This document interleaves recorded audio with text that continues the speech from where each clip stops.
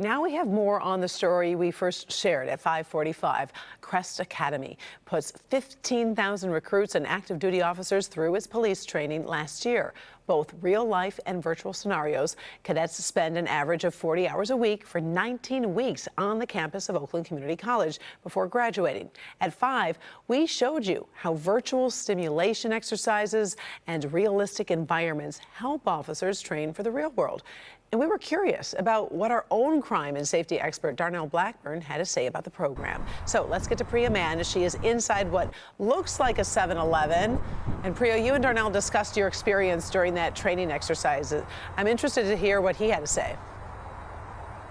Yeah, so was I, Karen. Let me just show you outside of that convenience store. This is the gas station convenience store training scenario. It's actually one that I struggled with. I wanted his take. Let me show you why it was so challenging. So as soon as I walked in, I'm standing here by the front gate. I've got a guy with a knife. He comes charging at me. I took too long to react. Darnell and I talked about that. And we also discussed implicit bias. It's something you have. It's something I have. We all have it. It's vital to police training. It's something that's being taught here at Oakland Community College.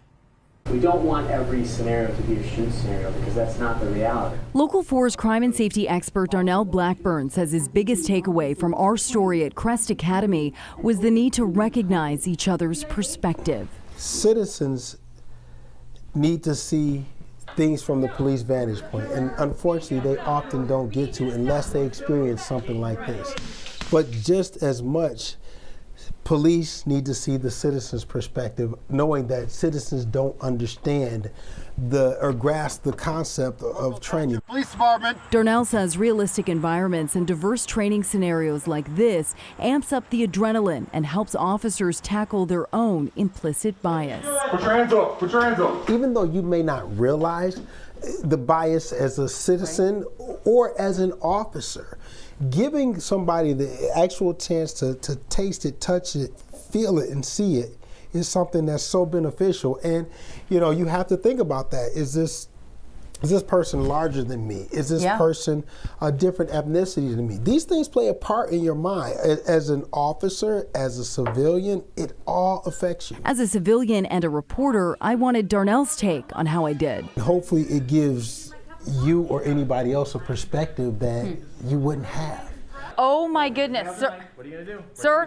One of the things that I noticed that you didn't do initially, you did some great things, really great things in your response. One of the things you didn't do initially was give verbal commands for him and give them in an authoritative manner. That may have deterred this particular individual. While there's more work to be done, Darnell says stories like this help bridge the divide between law enforcement and the public they're sworn to protect. The bottom line from this is that the police are the community and the community are the police.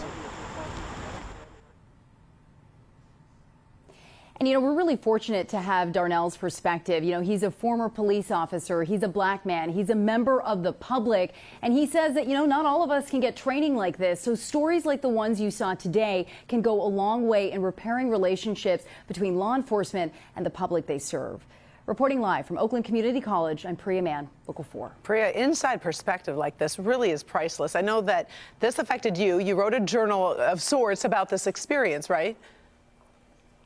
Yeah, I just started writing all my feelings. One of the things I thought that I knew is both of us, many of us, we've watched a lot of true crime documentaries, a lot of different crime shows on TV. So you start to think that you would know what to do in a life or death situation. And I can tell you, when I was in this very convenience store, all of that flies out the window. That's why training is so important. Such an important lesson. Great report. We appreciate it. Thank you, Priya.